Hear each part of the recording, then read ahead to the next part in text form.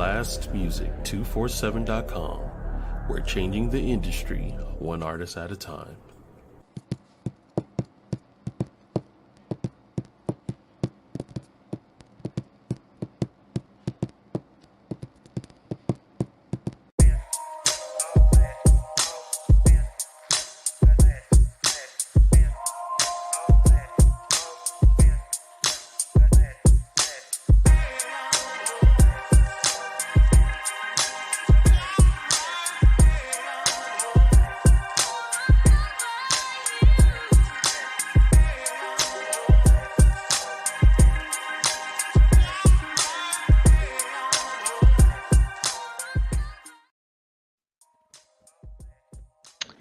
She said, listen closely with your soul and keep your eyes closed so I can take off all these heavy, piss-soaked mental clothes without feeling embarrassed, okay?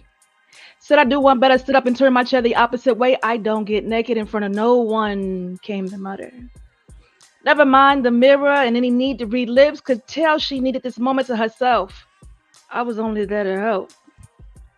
She exposed her ashy shoulders, tatted breasts, mangled teeth as I gripped the bottom of my chair more tightly, watching as she lifted matted, greasy, brown fake hairs from red and raw pus seeping wounds rendered from lovers and families past.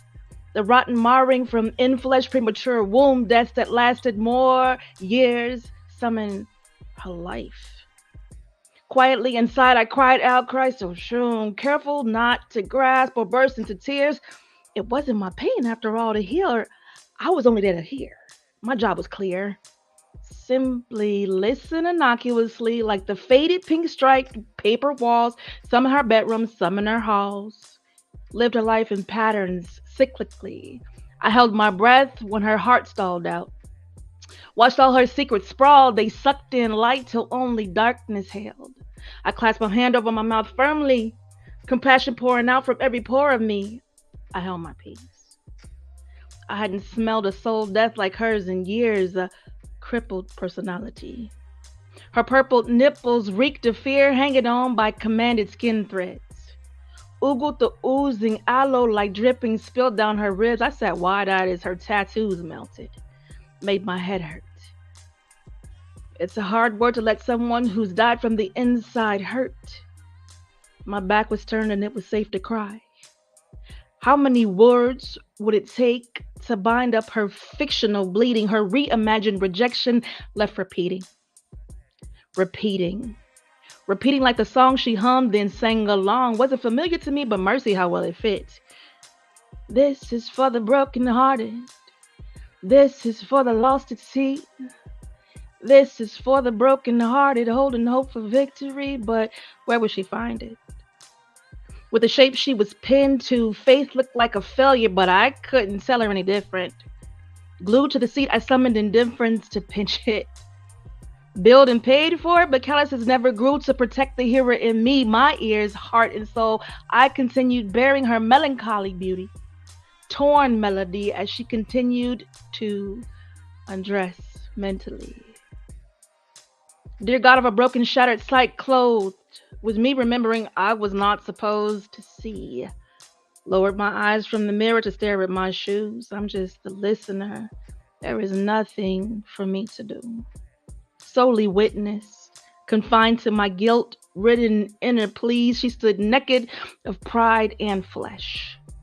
A vulnerable spectacle, almost mosaic kintsugi, but not quite. Watched the light of her life's blood drip from her eyes, saw her spirit seeking fights of denial, had a thought maybe I should interject, but realized she wasn't done yet. Unpacking all the layers of charred skin. Was crystallized clear the pain she existed in daily, surrounded by friends who would never know any different. A mother of multiple children, man and soul, mysteriously she carried bales of unknown holdings, all the knowings of those in her surroundings, visible to all but her essence unseen. Like green screens or inverted lenses, the weight of her being overwhelmed me. Checked the timer as the clock clicked out. It's grief. Hi, how are you? I'm Melikia K, Courtney, intuitive personal coach and consultant. I'm going to be your host for about the next hour ish, and this conversations matter. So thank you for joining me because conversations that matter. That's step one, right? And then also allow me to love you back to life. Like that's huge to me. I appreciate you lending me your ear and your time. So what I want to do is just start out by saying thank you. Thank you to Blast Radio and all the beautiful people that are on board. Family. Thank you, Sunshine Cromwell of Shine Vibrations. You guys, if you have not checked out Shine Vibrations, what you waiting on? And she's also on Blast Radio TV. Thank you to VP Troy, who's handling the back end of life, and it matters to me. So I gratitude is always where we're gonna start, y'all. Gratitude. I appreciate you all tuning in. So, y'all, I had a weekend, and it kind of it gangstered what I want to talk about today. So we about to talk about that. And with this lens, because hey, thank you. I love that you love the hoodie. This is Honey Drippers. I believe in love, y'all. If I am asked, like, who are you? That is literally one of the first things that you're going to hear come out of my mouth. I am the embodiment of love. I believe in being love and sharing love and emitting love because in my mind, and that matters too, right? In my mind, that makes the world a safer and better place to be in, not just for me, but for everybody else that's in here too. So with that, let's talk about love. And for those who come in from a Christian lens, love is patient, love is kind, and you know the whole rest of that scripture that kind of just points to loving yourself and loving those who are around you, including strangers, and loving as you love yourself. And I think that is kind of the key point that I want to harp on a little bit. So let's do story time. Story time. I was downtown Arizona, and I hadn't been there for maybe 7 minutes. So my peoples, we decided to cross the street. And you know, I'm in a lively mood. I'm tired a little bit because it's late and it's past grown people bedtime, but I'm trying to be outside, right? And be with the people. We cross the street, it's 3 of us, and the first thing I see, because I see a commotion, but you know, it's a Saturday night. I'm thinking like, you know, ain't no thing. It's just Saturday night. Only when I focus in, I realize that I'm watching somebody being drug off the sidewalk by their foot. And I'm like, what the hell am I seeing? Like, I'm not seeing what I'm seeing. You know, I don't know if you ever had that moment where you just really got to look again. So I'm having conversation, but the conversation ended because I recognized, I'm like, I see skin. So this man, young man, black man, is being drug off the sidewalk. So of course I gotta look. Then I realize it's a horse. Click, police. Sure enough, it's the police. They yoke him off the sidewalk to the tune of boom, boom, with his head off the sidewalk to the street.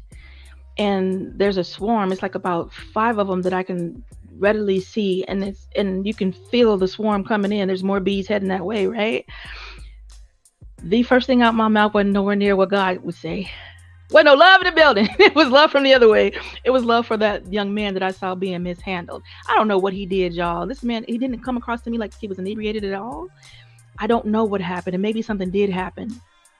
And I do believe in policing, so don't even misunderstand this. Former background in law enforcement, so do understand I believe in policing, but I believe in policing properly. The crap that I saw, and I'm trying to use clean words, but I'm gonna already tell you out the gate, it's about to be some cuss words. So this is a little bit something I'm passionate about. I was pissed, and the first thing I said to them was, "Get the F word off of him." Why did I feel the need to come that hard and say something so wild business to that group of police officers? Well, I'm glad you asked. The female had her knee. She had him pinned down from the corner side. On the other side, the male officer had his knee and the shoulder blade of this dude, like, I mean, grinding him into the ground. The other one is like yoking him, and I'm watching, and this is still occurring. Like, this man is secure. He has been secured. Why is it taking all of that? Like, why are we still securing him when he's already secured? Because they could. Okay. Dude was bloody. He was dressed nicely. And they were messing that all the way up with that street and that curve, y'all. And then past that, you know I stopped. If you know me, you know I stopped. And stood there for a minute and said a few more expletives and ranted to them about their job and the things that I was sharing with things like, first of all, it don't take all this. And it does not take that many officers to secure that man. He was about maybe 5'6" because he was down when I seen him, but maybe 150 something pounds. He was not heavy work. He was lightweight work. And they were handling him like an animal. And let me add an extra image for you. Y'all, they had a cord of some sort. And they literally hog-tied that black man in the freaking street. In the street, y'all. His feet were so hiked up to the back of him. It was wild. Like wrapped his arms, like corded his arms and his feet and just kept rapping. And I am literally screaming at these people. He is not an animal. He is not an animal. That is a human. How can you not see his humanity? How did you lose your humanity? And I said a few other things that I won't repeat here, but I felt they were very warranted. And also mentioned Mr. Floyd. We know what happened. So why is it that same behavior is still happening? Like, why is it that we lose sight of love in the line of our duties? How do we lose sight of love in the line of our families, in the line of our anything, any place where you find yourself losing love, right? Because I can tell on myself first, which I already did. I definitely didn't have not a flick of love feeling in my heart for those officers. I could not even see them as human. I was just like, you guys are beasts to handle someone so beastly. Like there were no hearts beating except for that young man that was on the ground. That's kind of how it felt. Like these are not humans. And I can't say that that's right. I'm not saying that that's right? I am saying that it was disgusting to witness. It was disgusting to witness. And to know that I'm probably one of how many millions of people who has gotten to witness such sickness firsthand. Now, what I can say is I was walking up on them, y'all. I just don't know what possessed me. I just was walking right toward them because I was not having it. He was not about to die on my sight. And one of the lovely people that I was with grabbed my behind from the behind, like, yo, get over here. I'm like, listen, I'm not going to stand here and watch this happen. And when I was saying the nice things to the nice officers, he got off his back. And I started that piece, Mosaic Kintsugi is the name of that piece that I shared with you guys. I am a poet, Lady Molotov, to be clear. And I started with that piece because I thought it so apropos, like it completely fit with how we have so many layers of charred skin, like the young lady in the piece who wanted everyone to turn their back and not see her undress mentally. And I think that it's possible, okay, I'm going to say it's possible that we have not provided a place for officers to undress mentally. I'm going to say that's possible, that maybe they don't have a safe place to go and work out their inner ignorances and inner hates, so they don't take it into their job description and inflict it on the public, okay? And in the same sense, I don't know what dude did. I don't know. It very well may have warranted arresting. So I'm not saying don't arrest that cat. Not saying that. But what I am saying is I wonder what it would have looked like if they had a semblance of respect for who he was as a man. And then I'm also hoping on the flip side of that he has somewhere that he can go unpack his inner mysteries now, because he's been given fresh trauma. And I can say that maybe that's your story. You're listening and maybe that's your story. Maybe it's not as severe as being dragged off the sidewalk by a handful of officers and mishandled and tortured and tied up like an animal. But maybe your trauma is hitting you as strongly emotionally, though. It's possible, right? And it's possible that you have not found your place to unpack that mental insecurity, okay? The shame or the guilt that comes along with it. Or maybe you're one of those who cannot take off your black, right? Because we cannot take off our black. We wake up in this beautiful skin every day and are handled a certain way because of it, right? So I really did have a heart. Hey, Paul Graham. Hey, Scott. Hey, Sunshine. Hey, Nightbot. Giggles. But I did want to open that up for you. Like, open up the conversation in your mind, because I believe in awareness. I really do. Not only awareness, but action. What do you do when you find yourself in that position of trauma, right? When you are afraid, and maybe finally you get brave enough to go and have a conversation with someone, and maybe you just want to give them a little bit just to let the air out and ease your heart some, right? How do you get to that point? How do you get to that point? Well, I'm going to offer you a little bit of help there. So you can put that red pinpoint, boom, let's stick the pin in right there. I would offer you this to begin with. Despite all of the things that we see and encounter that appear negative and disgusting and filthy and vile, do you understand that the world is an amazing place? This is a beautiful world. It is packed with incredible people who love, and care. And I do mean folks that you ain't never even seen before, never, not once, who will sit with you and listen. Like in the piece, all I was is the listener. It was not my job to heal it, fix it, or correct it. Sometimes you just need somebody to listen. And I encourage you to start with the belief. And this is truly a tip and a tool. Start with the belief. Gotta challenge that belief inside of you that says nobody cares, because it's a lie. It's a lie. Somebody cares. Somebody cares. And I dare say somebody near you cares. Okay? So be brave enough to challenge that lie on the inside of you that says nobody cares, because it's not true, and find that listener who does care. Now, be wise about your listener. Please do not make the mistake of going to see Miss Betty Lou Jean, who's going to go to church and tell all your business to her friends. Do not make that mistake. It's not what I'm saying. Be wise in your choosing of a listener, okay? But there is someone who can let you get that steam and that weight off your chest. And no, they are not a dumping ground, so don't misunderstand it that way. I suggest you find someone who is spiritual, who knows how to pray, and who knows how to clean spiritually. That is a great person to have in your life and to keep in your circle and to love on, excuse me, and to hold on tightly to.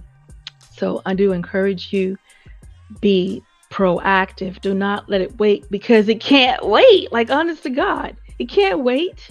How long can you wait to breathe? And what we sometimes fail to understand, and we're going to talk about that a little bit later in our time together, we fail to understand the weight that things carry in us. I mentioned before, possibly business begins in the body for my entrepreneurs, right? And then there's also the business of being home for my homemakers. You are running a business, the business of your home. You are the freaking CEO, that jag. So understanding the weight that each and every task, phone call, text message, client carries is important. And then we're going to talk about the gifts later. Wait till we get to that point. Hold that thought. I got to back myself back up, because it's like, oh, it's such a bursting thought for me. Okay, back to the listener. Once you have chosen your listener and you've gotten brave and you shit a little bit, you got a little team right there, you and that other person, y'all team. There's some prayer going on. There's some conversation going on. Consider a professional listener. If you are dealing with trauma that your listening friend is not qualified to help you work through, be brave and go get you some help. Some 800 help. Like, for real. Call a grown-up. Call a grown-up and be brave enough to have those conversations in a professional setting that's going to really give you some tools to help you undo those knots. Those things are spiritual knots. That's why they call them blocks. The blood cannot flow through. You're not. Got to untie those knots. And then you look at life and be like, okay, why am I working so hard and I can't get further? Or, Okay, I did all of this that they said do and it still didn't work. Okay. Or emotionally, I met amazing people. I met someone that I really want to love, but we can't stand each other right quick. That's why, because you have knots that need to be untied. And it is a spiritual work and it is a physical work. So maybe let's talk to the person who maybe would say to me, I don't have nobody. I don't have nobody. I don't talk to nobody. I'm an introvert. I be in the house. There is nobody. I will say to you, you have you and you have God above. That's sovereign. So I would say to you, get your pen and your paper, not your computer, not your phone. It don't work that way. Get you some pen and some paper and begin to write. Begin to write that stuff about you. And while you are writing, guess what you're doing? Forgiving. You're forgiving and taking ownership. You're forgiving and taking ownership. It's like a needle and thread. That's the needle and the thread. You're forgiving and you're taking ownership, right? And you're working that cloth. You're working that cloth of yourself. Working to heal that. And even for those who do have a listener, you are working to heal that. Same exercise I offer you. Use it. Use it. There are some who go as far as to say, burn it after you've written it. That's an option, but I would prefer you sit with it and make sure you fully have it out of you and a full understanding. Now, why do I want you to own it? For what? Why do I want to take ownership for something somebody else did? I'm not responsible for that trash. I'm not responsible for being beaten or raped or kicked or mishandled or all those things that come with that. Not my responsibility. I prefer blame. And I understand that that's true for some people. They prefer blame, but I will offer you this. What power does a victim have? Okay. The power to cry out. Power to bleed a bit. Power to speak. But when you own a thing, baby, when you own a thing, you can do way, way more with it. You can tell it where it's about to be. You can tell it the weight that it gets to carry. You can tell it how it's going to impact you further going forward. You can tell it the story that it's going to be now. That's the power of ownership. So I encourage you, get serious about it. Like, get serious about you. And when it comes to that whole police thing, y'all, for those who are willing and brave, I'm going to challenge you to have a polite conversation with the police department in Arizona and where you are, and really call them to task on how they treat the community. Call them to task. Nothing changes it unless we create something new, right? Nothing changes unless we create something new. So I challenge you to do that. And hopefully that's not asking too much. I don't think it is, especially if you are wearing a brown skin. I don't think it's too much to ask. I think it's imperative to ask, so I'm asking. Okay, great. So on that note, we're about 23 minutes in. I want to pause for commercial and then a few things that we need to tend to. So be back in a minute. Well, good evening, everyone. Bring my mic over here. Excuse me. Good evening, everyone. I'm loving the topic so far. So tonight's Blast Artist Spotlight is one of Blast's favorite. This is my guy. His name is Daniel McGinnis, and this is called When the Lights Go Down. Let's check it out.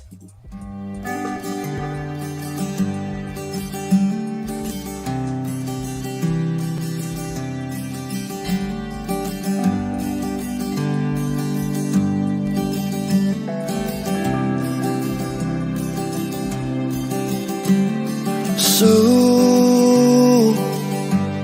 you're falling again, but your soul is harder to bend, and your eyes are swollen, and your head feels broken, and the war never ends.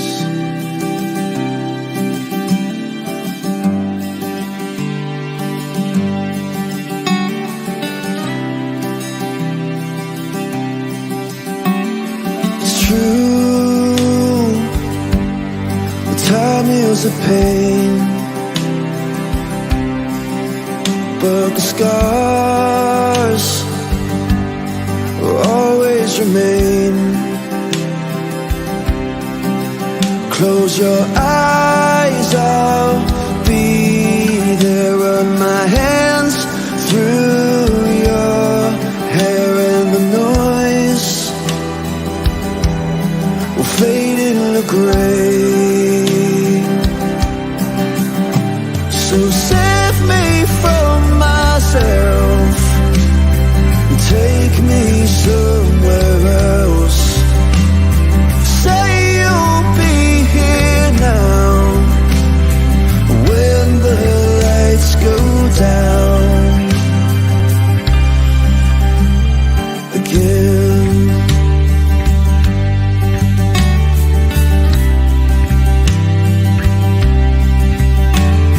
I tried to be where you are. I don't know if I'll make it that far, but I'll hold out my hand in this sinking quicksand. 'Cause you know I'm here till the end. So save me from myself and take me somewhere else.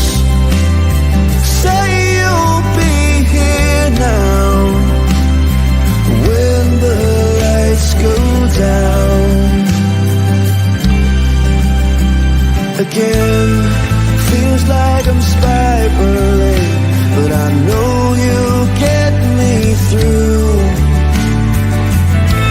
My body is idling, but somehow I'll make it to you. Yeah, somehow I'll make it to you.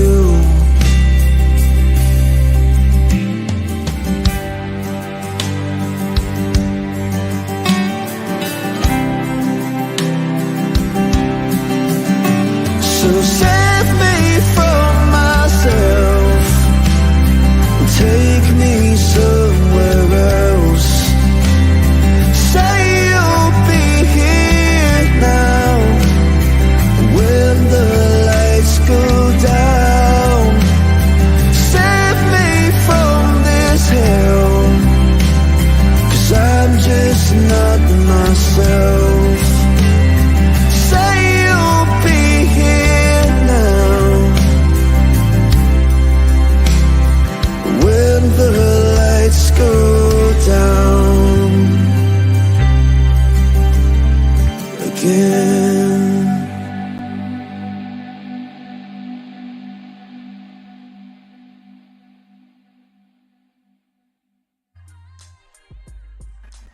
There we go. Yes, indeed. Somebody I And know that was was- singing the words. Hey, that's my boy, man. Representing the UK, Daniel McGuinness. And if you are an independent artist or a spoken word poet or even an up and coming comedian that is looking for some exposure, you can go to blastmusic247.com and register for free. But Blast is also looking for the fans. So if you are fans of great music, just like we heard from my man Daniel, you can have access to hundreds and hundreds of independent music by going to blastmusic247.com, register as the unlimited fan, and the access is yours. Blast, we are constantly changing the industry, one artist at a time. All right, Melikia, back to you. Thank you, sir. I appreciate you. And I love that song. That was real smooth and definitely fit. So I see you doing amazing things. You know what? Do me a favor. So while we're doing this, let's go ahead and handle all the business. If you put up that flyer for Sanctuary Experience for the men, the Lion's Heart, let the humans see that. Okay, you guys. Atlanta, May 17 through 19, I am prepared to do what we do for the women, and that is love on the men. They need it. The incident that happened earlier, I wish I had gotten that young man's contact, because he really needs to be able to come into a space like that and have someone really sit and hear him and pray with him and love on him and tool him up on how to transition and transmute that foul experience, the energy of it, into something beautiful that's going to impact and heal in him and heal the folks around him. So that's what we're prepared to do with that. Tap in with me. If you're a man, you know you need it. Please don't waste time. I don't waste many words. I don't have time like that. I don't want to. So I'll say it flat out. Register now. Time is short. That early bird is about to be out the window. The price is $1,200. It will be $2,500 soon. That's what it costs. So take advantage of the early bird. Get your tickets now, and meet me in Atlanta, May 17 through 19. Would you pop that next flight up for me, Beep? And that one is just another cute one for you guys. You see what it is? 17th through 19th. That's your reminder. The next one for the women. Okay, we're going to take a womenly journey because we haven't forgot the women. I serve you guys twice a year in Florida. That's Women's 3-day event. 3 days. 3 days of love, and beauty and hands-on experiences that will leave your life ready to create. Okay, ready to create and live, and some for the very first time. Do not play around with that. Sanctuary experience for the women. The fall is going to be September 20th. Check in with me. September 20th to 22nd. I'm almost sure that's the dates, but let's verify it. And go to thereboundcoach.com, thereboundcoach.com/sanctuary. That's where you'll find the tickets for that. Okay, what's on the screen? The Womenly Journey 4-week workshop.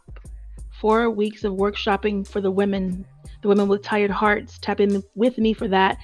That's about as much as I'm going to share here. Find me if you need more information because I want to get to talking about this. Second half. So like I mentioned earlier, I wanted to get into the weight of things, okay? Y'all, some of us are walking around so heavy because we have dreams that are still in us. Okay, that those dreams are still sitting in us and keeping us company. And what you can do is you can think about it like a spiritual baby. Okay, you can think about it like a spiritual baby.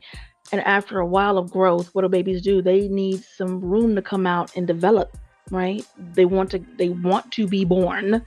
They must be born and delivered of you. Sometimes your kids want to get away from you too.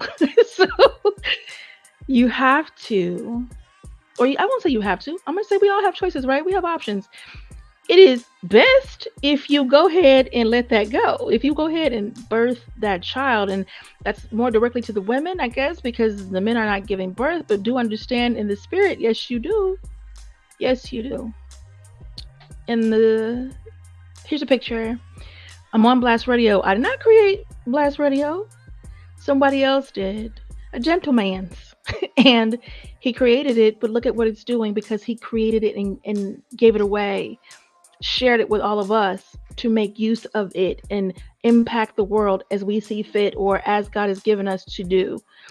What if he held it? And what if a woman refused to give birth when her time was due? I don't even think our bodies would allow us to pull that magic trick. Right? But think of the women who have to have a cesarean because the body is not cooperating. Consider us an uncooperative body with the dreams that God have packed inside of us. The things that we were supposed to do and create and put forth. But we kept it.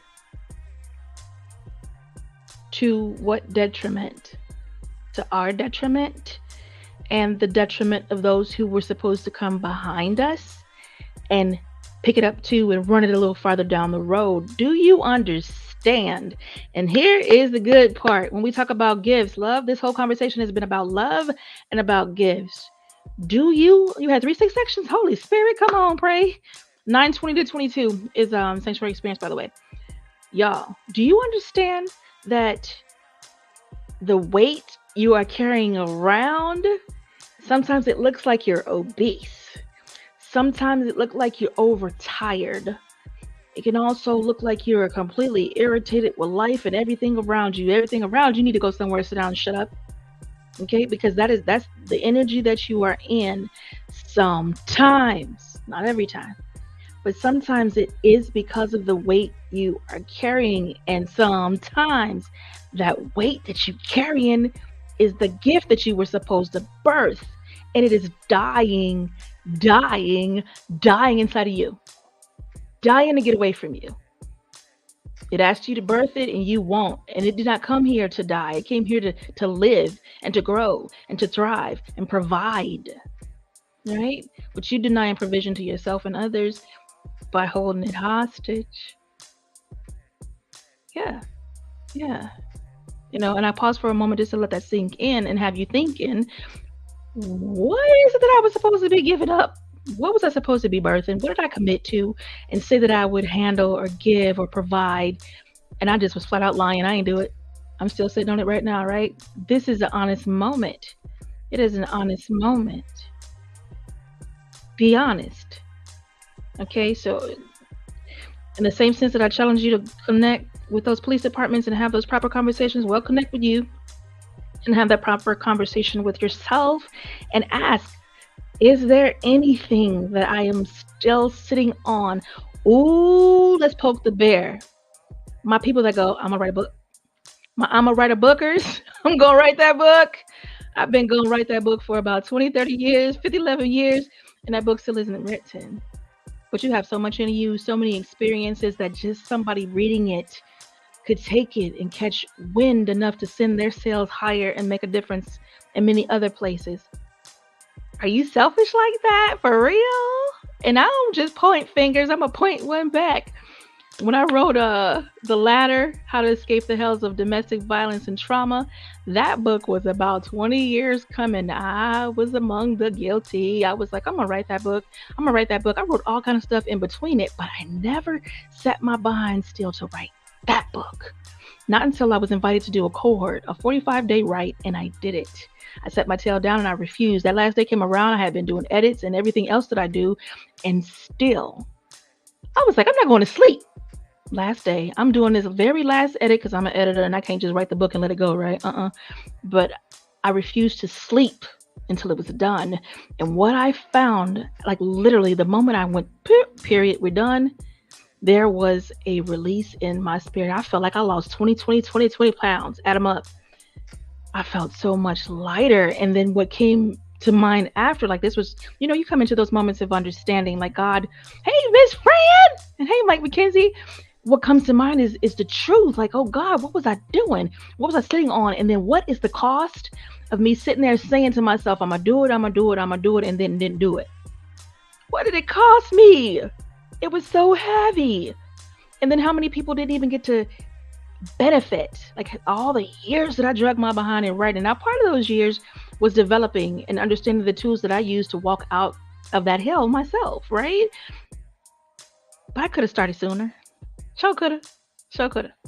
But I learned that being honest in your commitments, in your promises, when you make promises to yourself, you got to keep them.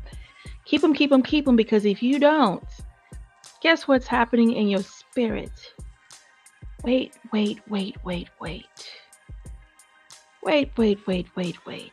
Don't you want to give you a break? If nobody else in this world gives you a break, don't you want to give yourself a break?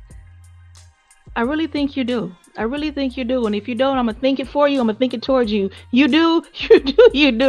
Go on and accept that thought. Accept it. Last week we talked about thoughts, and I'm just going to give a quick review on that. I had so many people hit my phone like, I'm going to try that, and I really want to know how it went for you. When you try to pull out that negative thought and let that bad boy burn, I'm interested in seeing how much lighter and how more clear your mind is. And today I will give you the second half of that thought. Well, after I was removing that stinking thinking, Spirit whispered to me, hey, you could rewrite that, right? I was like, oh, okay. I'm gonna rewrite it. So instead of just watching it burn to ash, I pulled that negative thought out. In my mind's eye, I watched it flame up to like a volcanic ashy color, like it was getting there, man. And I rewrote it. And then I let it go and allowed it to be reintroduced to my mind and the thoughts that were in there. And then I just began to sit and think on it and find it in the swirl of my thoughts and repeat it and make it stronger and repeat it and make it stronger out of my mouth, in my mind, right? So that it became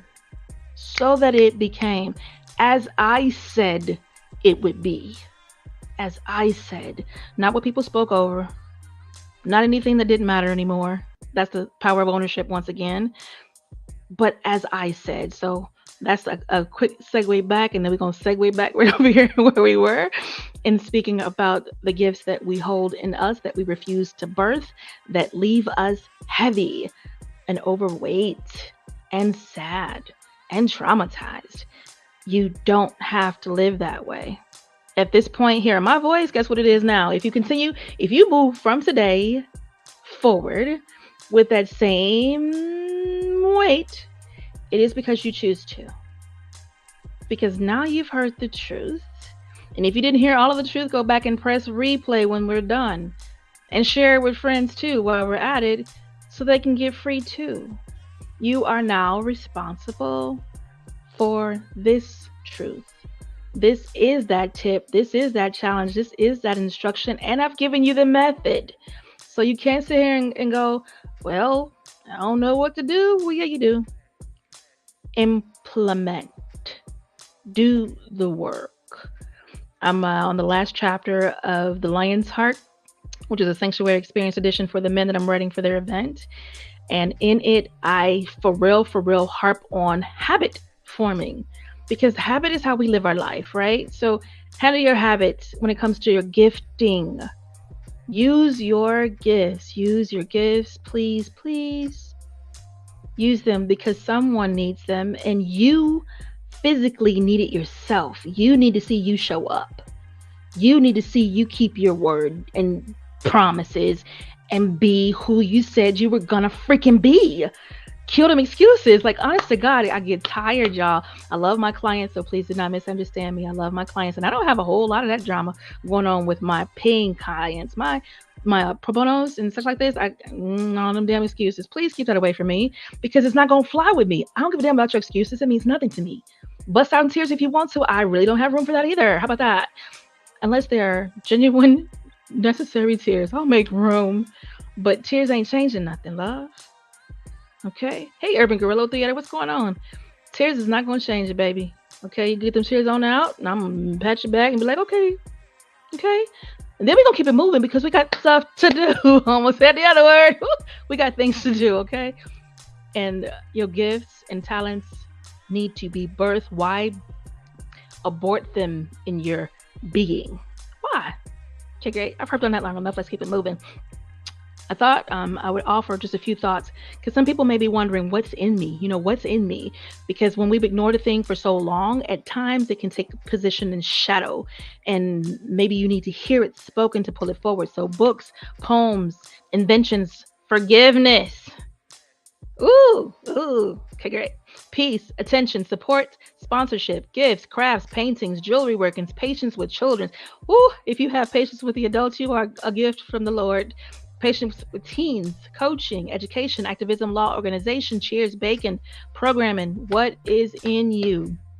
And I encourage you, like when you're checking this on replay or even in now, tell me, because this is truly not a one-sided conversation. I want to know. Let me be nosy a little bit. What is in you? What are your gifts? And then I will take it even a step further. Do you know how many people I have helped? Well, y'all don't know. I guess I've only been here for 2 episodes. How about that? But I have helped a large number of people do amazing things, including cross into their 6-figure lives, because we sat down and have a conversation, because they wanted that strategy. And yep, I believe in it. You paying me, especially if we're doing work that's going to bring you funds. But yeah, there have been some people who didn't even have the loot at all. And still, if God whispered to me, help them, guess what I did? For the free.com, so that nobody has an excuse, you can hit me later once you do what God told you to do. And let's clarify God. I do not believe that God exists outside of us. I don't believe that at all. God is dwelling. When you breathe, baby, you are breathing God. You have creation in you. So go on with that. It's an inside job, period. So you need to get to consulting the God in you and drawing out what is in you. And do not make this mistake of complaining, I ain't got no help, I ain't got no friends, ain't nobody listening. I'm listening. So go on and talk about it. If you need to talk about it in the chat, All right, let's go. Get in the chat. If you want to connect offline, I am literally Melikia K Courtney across the board, with the exception of Instagram and Snapchat. Instagram is Santa's Helper, SANTAZHELPR. And then Snapchat, I was being funny that day, is Cherokee Noir, which is some mischief from another show that I did that we ain't gonna even talk about right now. So, and I don't do much on Snapchat, so I'll get to that when I get to it. But I do encourage you. I'm pretty quick responding to Messenger. That's probably like the fastest. And for those who have my number, or if you know someone that I know, you can ask them for my phone number. That's cool. And they can slide it to you and we can talk one-on-one. Because I believe in helping people. I believe in getting the message out. And I also believe in getting paid. So we don't get confused on that. So I feel like I've kind of given you what I had burning in me. I know that's how I weathered many storms in my life due to God that dwells in me. Period, sunshine. Period. I'm picking up I love having the comments right here. I don't know about y'all. It's so much fun for me. And I was today years old when I realized I could just put the comments here and they would shoot right back. Like you guys can see what I'm writing to. So playtime, because I believe in fun, and playtime too. What's the point of life if you're not enjoying it? So I'm gonna give you guys just kind of a recap for those who came in after.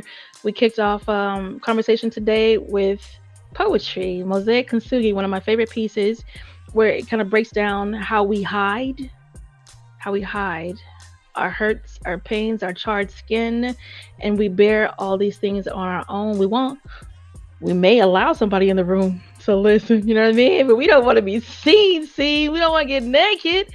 Okay. And I shared also some things that I experienced over the weekend, seeing this beautiful young Black man being drugged off the sidewalk and hog-tied, and I am not exaggerating in any fashion, hog-tied with cord, which is disgusting, by a number of officers, too many officers to truly make an arrest, but it was abuse. It was flat out abuse. Okay. And I saw more later on that night too, same officers. So that is their way, and it is clear that is their way of being. And I'm challenging you to go have conversations with your own personal department, and then just call accountability to the officers around you. If you are in law enforcement, challenge the BS. Don't sit there silent, because you're responsible for it too, and you will be handled collectively and treated collectively if folks don't begin to act individually. How about that? Say it that way. And then we moved on to the conversation of that beautiful song from Daniel McGinnis. You guys check that out when the lights go down. And then forward on to the conversation about gifts and how they are in you and what happens when you do not get them out. Please don't be content to let the baton or the light burn out and fall down with you. Somebody came before you to make a difference. Okay, and it is for us to take our place, you know what I mean, on Pride Rock, so to speak, and for real, make a difference. Okay, I'm gonna slide my notes because I just believe in that. Because I'm a squirrel sometimes, so I take notes so I can stay focused and on topic. Okay, great. So the tips that I shared today was the second half of the mental process of cleaning out your thoughts. The first part of that was like literally sitting with yourself and understanding that a lot of the things, 60,000 thoughts a day, y'all, a lot of the thoughts that keep us company ain't even our thoughts. They didn't come from us. They did not originate in us. They were thought toward us. You've been given the game. I know the thoughts I think toward you. Okay, well, did you think that only positive energy was thinking toward you, or did you think that you have poles like everything else? Everything have an opposite, right? So life was never meant to be fair or easy. This ain't that. You're gonna have some challenges, baby. So when it comes to your thought life, those 60,000 thoughts, they can either act as ravens picking off your mental flesh, or you can get some order like Noah had in that boat and have them things be peaceful in your mind. And that starts with you. Simple practice, won't cost you much but activity. Reach on up there and pull that out, that negative thought that you no longer want. Flame it up in your imagination eye, your third eye, if you want to use that, however you want to call it, in your spirit. Set it on fire, fire, fire. and burn it. And while you are burning it, what are you thinking? I am releasing you and letting you go. You no longer believe me. I no longer believe you. We are not a communion. I break that union. Burn it. And then hold it when it's at its highest flame, beautiful, beautiful, glowing.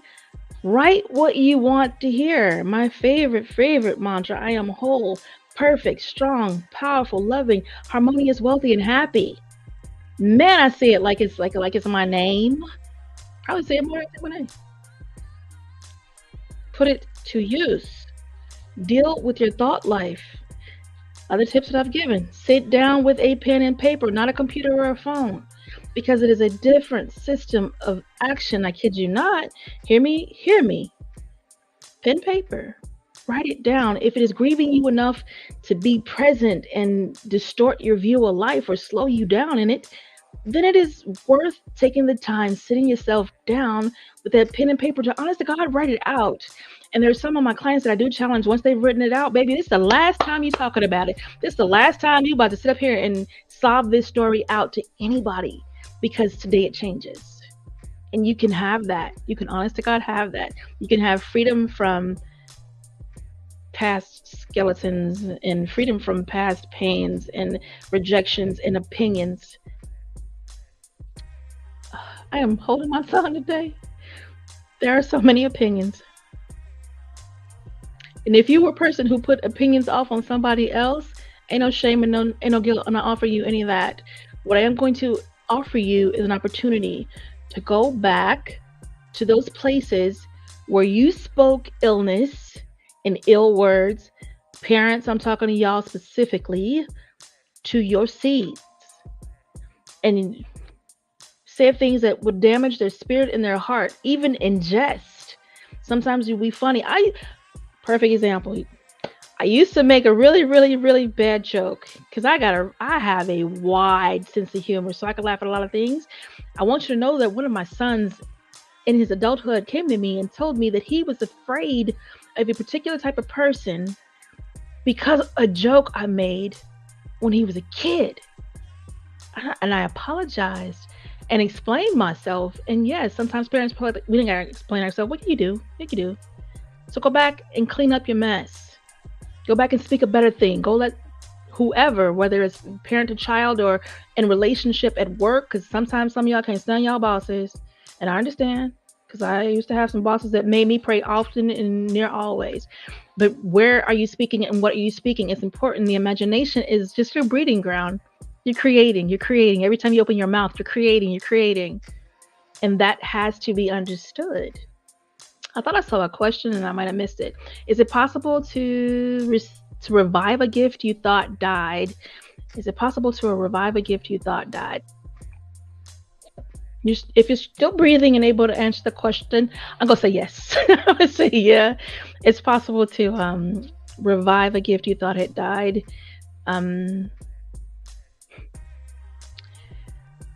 It is a matter of healing. That's how you revive a gift. First is attention. It's very simple in that, right? We understand how to give attention, and I do my best to always give you guys a simple access answer. By sitting to give it attention, everything is in spirit, right? So you're turning your attention spiritually inward to that specific gift that you feel needs to be revived. And it may not be that the gift so much needs to be revived. I don't think the gift is it's you. You know what I mean? It is the person, it's us that must be attuned, right? And the gifts will go quiet and they will go off and seek somewhere else, some other place of expression. But there are some things that you were literally born in this life to do, and there's some things that you carry that cannot be passed on to another person to do. And if you do not do that, then you have let it die. Okay, you have let it die, and it's absent from the earth, like animals that have gone extinct. If you think I'm playing, sit in meditation and ask the spirit for yourself and get an answer. So it is that you sit in spirit, you give attention to that gift that needs to be revived, and you need to apologize. Apologize, make amends. And this, how do we say this? I'm an advanced practitioner for Ho'oponopono. So you are clearing in the spirit, and you are refreshing your agreement. Like you are bound to what you said you would do. Like we talked about promises earlier. When you're making promises to yourself, I'm going to do this, I'm going to do this. And then time and time and time goes and you haven't done it. You're still responsible. You're responsible to yourself. You've given your word. You know, the stronger the oaths and the commitments, even stronger, even stronger. Okay. So sit with that gift that needs to be revived. Give it the attention that it requires. Apologize, and everything in love. You know, everything in love. Everything thrives in love, grows in love, heals in love. That is why I'm so here to love you back to life. Like, that's how people get back to life. That's how gifts get back to life. Love it back to life, and don't play with it. Like, consider a man-woman relationship, woman-woman, man-man, however you get down. Playing with people is not a good thing, right? I'm not gonna sit up here and, ooh, I like you, and then go, nah. Gifts don't play that way. Neither does money. Doesn't play that way, right? So then if you are serious and that is your intention and you care to revive this gift and put it to use, action, action, action. Because what's the point of sitting there, giving it the attention, stroking on it, pouring in love, and then put it back over there? That's trifling. Don't be trifling. I'm with it. And again, there's no seat of judgment or damnation attached. You are your seat of judgment. You are your seat of salvation and damnation. Okay? It's going to be as you say, as you believe, because God already told us what you believe in your heart. That's what it is. How you think it is. That's what it is. What you speak it is. That's what it is. So we have been equipped triangularly. I ain't gonna get into geometry right now, but we have been equipped in our full being for life and godliness. That's a clue if you're listening. That's a hard clue. I want to make sure I'm not going over time and being respectful here. So hopefully I answered your question. I did that 7 years writer's block. What's 7 years writer's block? I'm all being nosy in the chat. I'm so curious. I want to know about that. And hopefully I didn't miss any other questions. You would love an understanding of shadow work. Let me give you something really quick for that before we get out of here. That's a big one. I'm gonna have to just do a whole show on that one. I will start from the position of poles. Like we have light, we have darkness. Actually, let's tell the truth. We had darkness first, and then we had light. Okay, so you understand that the light helps to produce the shadow. I think a lot of people miss the first point. The first point is oneness.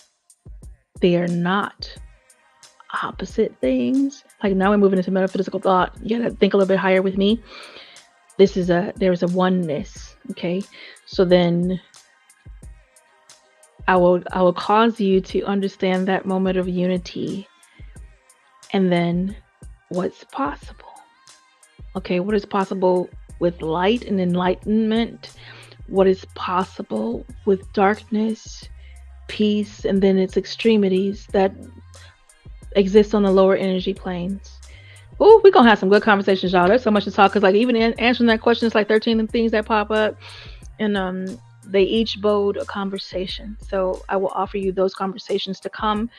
And in the meantime, we're about to get out of here. I do want to say that on the let me see what day this is. We're gonna have some company. I'm excited to have some company. I'm going to have Scott Father Time, Harold, who is the owner of Harold Consulting Group, and he does a lot of other stuff too.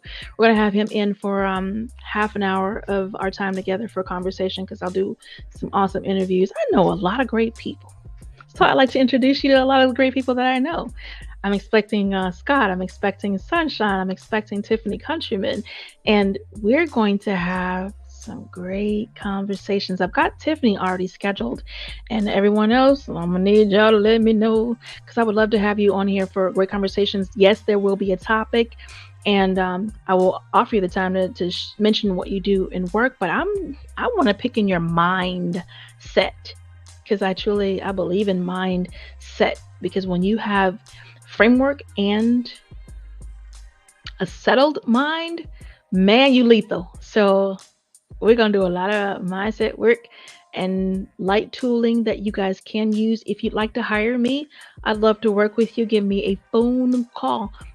Better. Text 321 443-2495. Text SXP to 321-443-2495.